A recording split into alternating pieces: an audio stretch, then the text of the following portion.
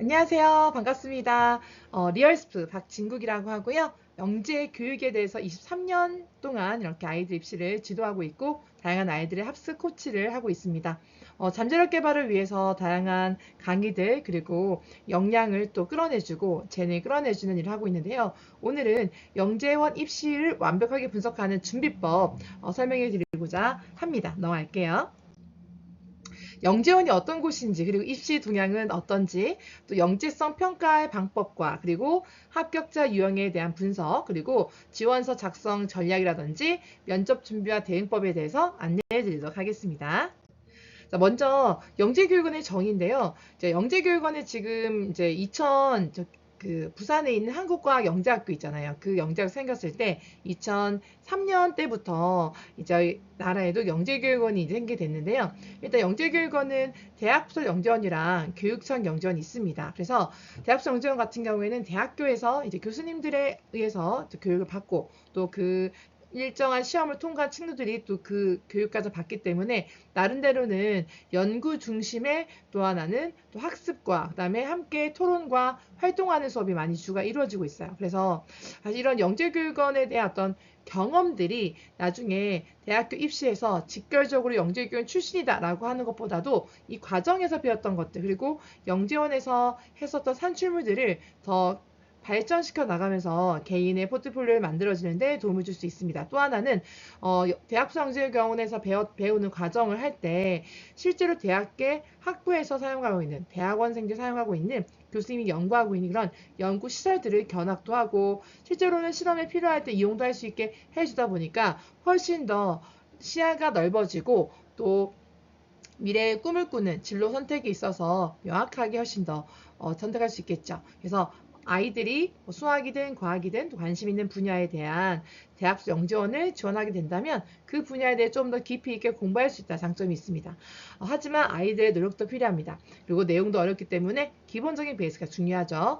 교육청 영재원은요 일단은 영재학급도 있고요. 그리고 지원하는 그 분야가 되게 다양하게 있습니다. 그래서 지역교육청을 주관을 운영하기도 하고 또 학교에 있는 영재학급도 있고요. 그래서 학교 교육과 연계에 조금 더 응용하고 창의적인 것들을 하고요. 또 그 안에 다양한 실험과 산출물 내는 활동도 하고 있습니다. 그래서 이런 교육청 영재원은 학교에서 지원한 친구가 있으면 선생님도 그 추천을 해주기 위해서 관찰했던 내용들을 정리할 수 있게 돼 있고 관찰한 내용을 가지고 추천을 하게 되고 그러면 나중에 시험을 보게 되는데 요즘에는 이제 지원만 하면 거의 시험을 볼 수 있게 도와주는 것 같습니다. 하지만 이제 통과하는 게 문제가 되겠죠. 그래서 교사 추천제, 교사에 대한 체크리스트, 학생들이 하는 체크리스트가 있는데 그런 부분들에 대한 점수도 되기 때문에 학교의 생활과 또 아이의 역량도 모두가 중요하게 되겠습니다. 대학수 영재원도 마찬가지로 여기는 교사 추천서를 받아야 되거든요. 그 추천서에 뭐 강력 추천 이렇게 쓸 수도 있겠지만 아무튼 이런 교사의 추천서를 바탕으로 해서 그 아이가 냈던 서류와 그 다음에 자기소개서 내용을 같이 비교할 수 있게 됩니다. 자, 그 다음은요. 그래서 이 영재원에서는 소규모 그룹 실험 활동이라든지 산출물 연구 수업, 캠프 활동도 여름 방학 때라든지 이제 겨울 방학 때 활용해서 캠프 활동하고요. 또 일정한 시험을 통과해서 온 친구들이기 때문에 다양한 또래 인재들과 서로 교류할 수 있는 장이 될 수 있고요. 학습의 동기부여가 되는 게 나보다 더 잘하는 친구가 있네? 나는 몰랐는데 저걸 안단 말이야? 또 하나 어떤 친구는요. 막 너무나 학교에서는 막 얘기를 해도 아이들이 도대체 알아먹질 않는 거예요. 너무 답답했는데 영재교원에 가니까 본인이 좋아하는 거에 대해서 너무너무 재밌게 들어주고 흥미로워하고 또 자기보다 더 다른 것도 깊이 있게 아는 친구다 보니까 너무 재밌는 거예요. 그래서 인재들의 어떤 교류의 장이 될 수 있고요. 학습의 동기부여가 되는 게 나는 여기까지 공부한 쟤는 저기까지 공부하고 있네. 듣고 나서 조금 더 열심히 해야 되겠다라는 욕심이 생겨서 공부를 더 열심히 하게 됩니다. 또 영재원 출신들의 를 위해서는 또 다른 뭐 캠프라든지 해외 연수라든지 다양한 경험들이 있기 때문에 그런 혜택이 주어진다는 겁니다. 영재원에 가면요. 인공지능 시대를 선도할 인재상으로 성장할 수 있다라고 제가 말씀드리고 싶은데요. 개척가 정신, 탐험가 정신을 바탕으로 한 실행력이 중요하고요. 주도성과 주체성을 가진 추진력이 중요하고요. 또 사람과 사람, 내환을 연결하는 능력, 즉 소통력이죠. 그리고 혼자서만 할 수 없죠. 다 함께 같이 화합해서 친화력으로 서로 팀워크를 가지고 해야 더 많은 일을 더 크게 할 수 있는 거잖아요. 또 하나는 답이 없는 상황 속에서 포기하지 않고 끝까지 그 문제를 해결하는데 그것이 좌절하는 마음보다는 좀 긍정적으로 즐기면서 해결하는 그런 능력들이고요. 또 하나는 나만 잘 되는 것이 아니라 주변 사람들을 배려하고 선한 양심으로 이웃 사랑하는 그런 돕는 태도로 가야 됩니다. 또 하나는요. 건강하고 맑은 옷이 필요합니다. 좋은 체력이 필요한데요. 학교 공부뿐만 아니라 영재교회에서 하는 그런 공부들도 더 잘 해야 되기 때문에 그런 공부들을 잘 이수하기 위해서는요. 그만큼 좋은 체력이 필요하고 또 하나 정신도 되게 중요합니다. 또 하나는요. 어떤 과제를 수행할 때 끝까지 그 과제를 하고자 하는 과제 집착력, 그죠? 긍정적인 사고의 태도가 있습니다. 사실 과제를 끝까지 해야 되는 이유가요. 다 거기에서 보시거든요. 영재교육원에서 계신 그 조교쌤도 있고 교수님도 마찬가지겠지만 실제로 그 안에서 하는 과제들을 어떻게 수행하는지 보시고 있기 때문에 끝까지 해내야지만 영재원을 갈 수 있습니다. 영재원은요 보통 대부분 1년만 합격하면 1년만 거의 다니거든요. 그 다음 해에 또 가려면 또 시험 또 봐야 되기 때문에 매년 다닐 때 그 순간 그 시간에 정말 중요합니다. 집에서는 어떻게 아이들을 하는지 눈을 볼 수 있지만 어머니 아버지 손을 떠나서 영재교육원에 가서는 이제 거기서 아이들이 스스로 역량을 발휘해서 하는 것들이 이제 바로 보이기 때문에 그만큼 평소에도 이런 역량을 길러내는 것이 좋습니다. 그래서 뭐 어떤 심한 문제라 어려운 문제를 주어졌을 때 어떤 아이는 그냥 어렵다. 답지 보고 싶어. 그냥 이렇게 푸는 건 하고 알고 넘어가는 친구가 있는 반면에 어떤 친구는 끝까지 내가 풀 수 있을까지 막 붙들고 있는 거죠. 네. 그래서 어떤 차이가 또 아이들의 어떤 역량 개발에 필요한지 한번 생각해 보시면 좋을 것 같습니다. 네. 그래서 영재교육원에 지원하시기 위해서는요. GED라는 영재교육 종합 데이터베이스에 들어가셔서 여기 보시면은 선발 어떤 요강이 나와 있기 때문에 선발 심사나 선발 현황들도 보시면 어느 정도 지금 지원했는지도 대략 알 수 있거든요. 그래서 이런 것들 보시면 좋고요. 아무튼 9월이나 11월에 보통 대학수 영재원이 접수가 일어나고 그 다음에 이제 그 사이에 또 교육청도 접수도 있고 나중에 발표가 대학설은 보통 최종이 11월쯤에 발표가 나고요. 교육청 영재원 같은 경우는 12월 말이나 그 1월, 2월 정도에 발표가 나게 됩니다. 그래서 교육은요. 대부분 3월에 입학할 때부터 계약할 때부터 시작하게 됩니다. 영재 입시의 경향의 변화가 있는데요. 일단 창의적 문제 해결 평가 비중이 증가했어요. 그리고 어떤 영재원 같은 경우에는 집필 교사가 없는 데고 있고 서류 평가해서 그 다음에 신출 면접하는 학교도 있고요.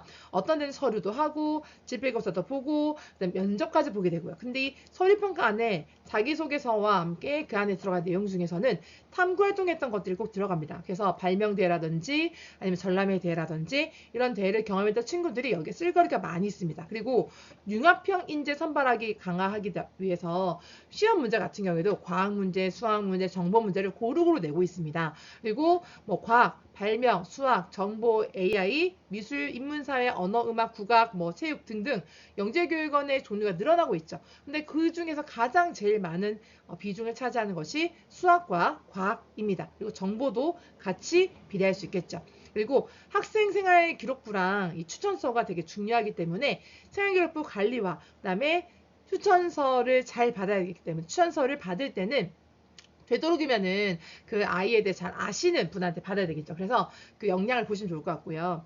그러니까 아이들에 대해서 상황을 잘 아시는 선생님한테 추천서를 부탁드리고 싶습니다. 그리고 면접평가가 중요한데요. 이 면접평가도 마찬가지로 좀 준비를 하시고 가셔야 되지만 기본적으로 생활 속에서 좋은 인성을 가진 아이로 키울 수 있도록 도와주시는 것이 필수가 되겠습니다. 네, 그래서 제일 중요한 가정교육이 또 중요하겠죠. 자, 그래서 GED 들어가셔서 꼭 확인하셔가지고요. 모집 요강 보시고 다운로드 받으셔가지고 꼼꼼하게 보시면 좋겠습니다.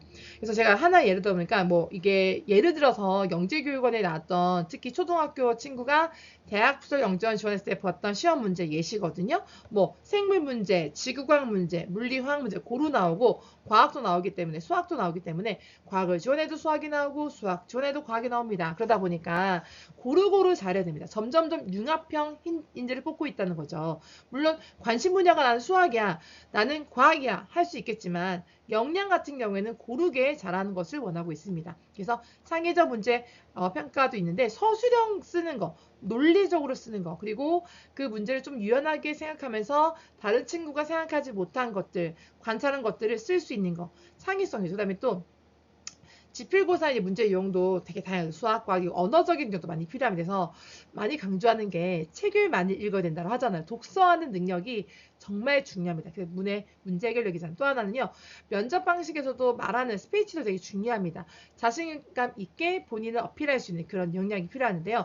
이것도 마찬가지로 포트폴리오 내용과 자기소개서 내용이 정말 자신이 한 거예요.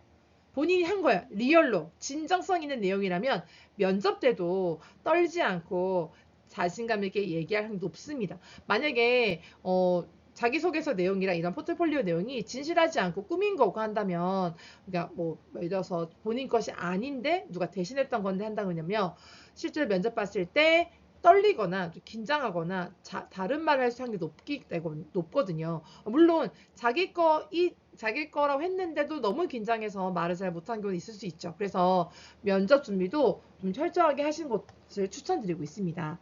뭐 말을 버벅거리면서 조금 뭐 약간 더듬으면서 한다 하더라도 그 아이의 진정성과 그 아이의 말하는 내용과 이런 모든 걸 종합적으로 판단했을 때 충분히 영재성을 키워내고 발굴할 수 있고 인재라고 생각할 경우에는 뽑게 됩니다. 마찬가지로 글씨도요, 엄청 이쁘게 잘 쓰면 너무 좋죠. 서술형 할 때. 하지만 그 내용을 보신다는 겁니다. 네. 그래서 영재원 합격생의 특징은요, 이렇게 좀 자기 주도성이 좋고요, 호기심이 많고요, 깊이 있게 탐구하고자 하고, 지적 호기심 매우 높고 다양한 분야에 관심이 많습니다. 사고 패턴도 좀 뭔가 다각적으로 이렇게도 생각해보고 저렇게 생각해보고 뭔가 논리적으로 뭔가 생각하는 힘도 있고요. 또 하나는 과제 집중력이 매우 뛰어나요. 어떤 문제 해결하기 위해서 되게 초집중해서 문제를 풀려간다는 거죠. 그리고 지적 토론하는 것들을 되게 적극 참여해서 다른 사람들과 얘기를 나누고 교류하는 것도 매우 좋아합니다. 그리고 자기의 의견을 명확하게 표현하는 것도 되게 잘하고 있습니다. 그래서 일단 성공적으로 지어서 쓰려면요, 제가 말씀드렸듯이 생활기록부도 관리하고요, 자기소개에서 써야 될 발명대회, 전람회대, 과학페어대, 자연관찰대, 실험탐구대회 등 이런 다양한 대회들을 꼭 참여했으면 좋겠고요. 또 하나는 허위나 과장된 내용을 좀 지양하셔야 됩니다.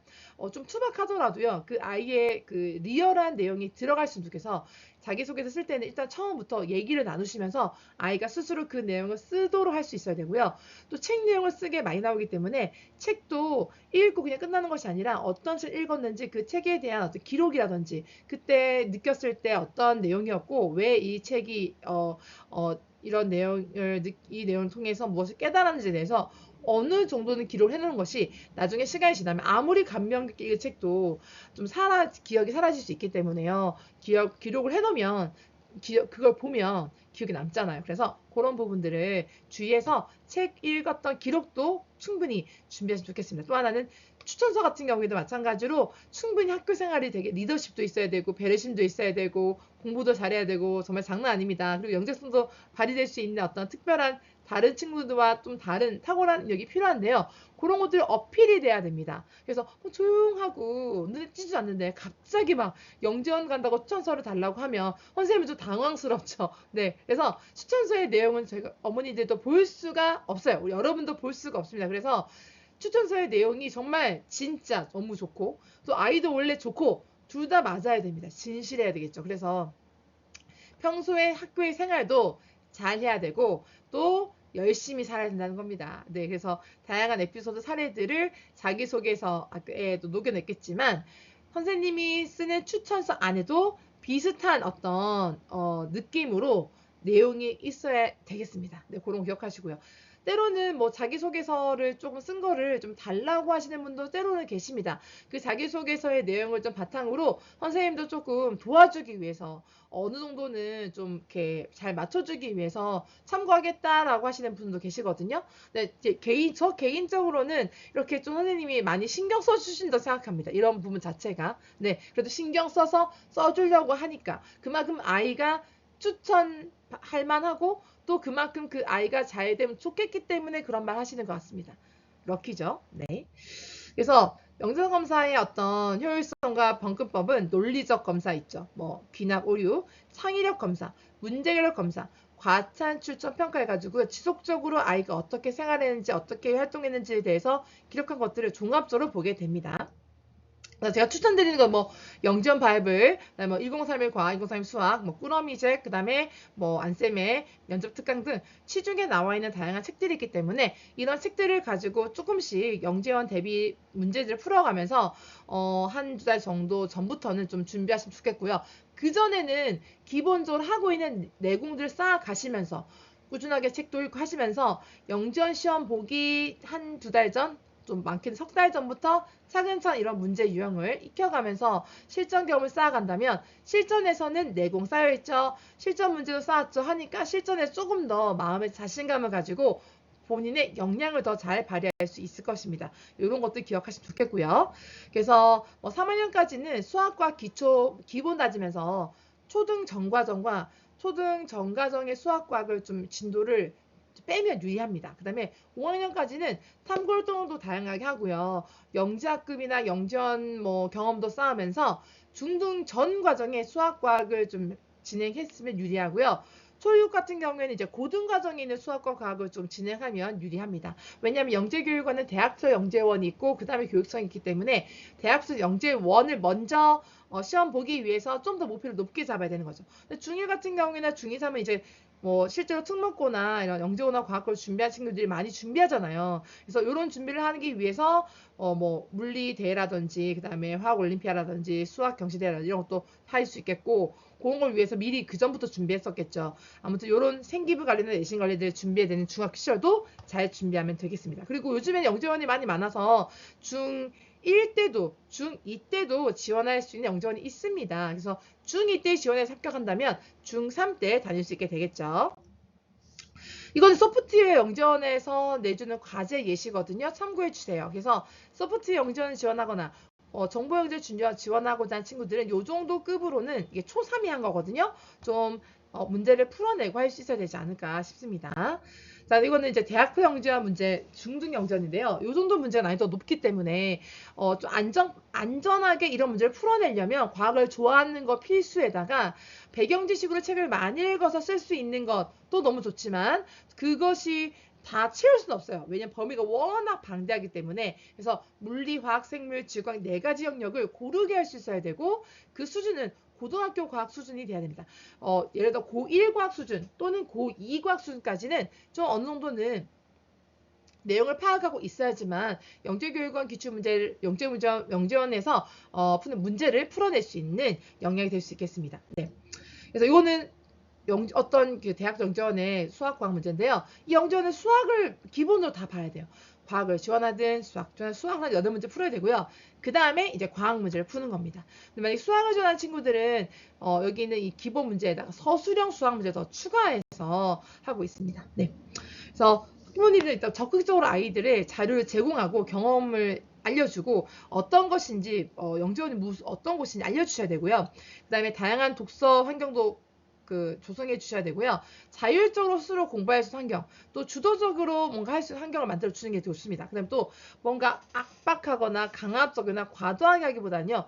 자연스럽게 서서히 아이의 흥미가 높아지면서 공부하는 욕구가 높아지면서 노력하게 되는 과정을 거치게 되기 때문에 중간중간에 뭔가 성취하는 경험을 가질 수 있는 자신감이 조금 부족한 친구는 성취하는 경험을 작게라도 가지면서 아이들을 양육하시면 도움이 되겠습니다. 그리고 소통하는 게 중요한데요. 왜 그럴까요? 왜 그래? 예를 들어서 뭔가 어떻게 됐을까요? 느낌이 어떤가요? 어떻게 하면 좋을까요? 뭔가 아이들이 뭔가 생각해서 개방형으로 질문해 주셔야지만 아이들의 생각을 말할 수 있기 때문에 질문을 통해서 아이들의 잠재력을 끌어내는 그런 질문 대화법도 충분히 도움이 될 것 같습니다.